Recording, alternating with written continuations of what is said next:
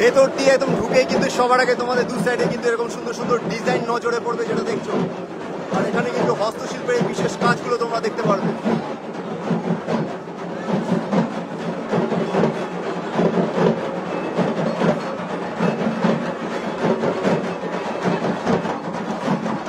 আর একদম মণ্ডপের ভেতরে অংশ দেখো, সবার আগে সরাসরি দেখে নিচ্ছ তোমরা যারা লাইভে আছো, তারা সরাসরি তোমরা দেখছো এই মুহূর্তে।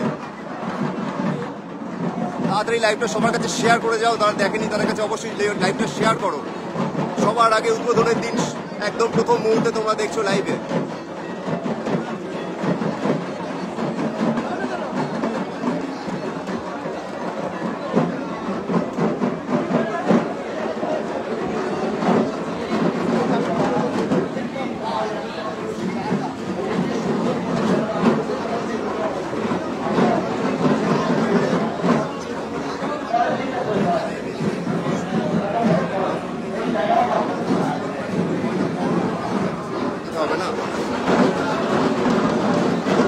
লাইভটা এখানে শেষ করি, সম্পূর্ণ ফুল ভিডিও তোমার জন্য আসবে, অবশ্যই সাথে থেকো।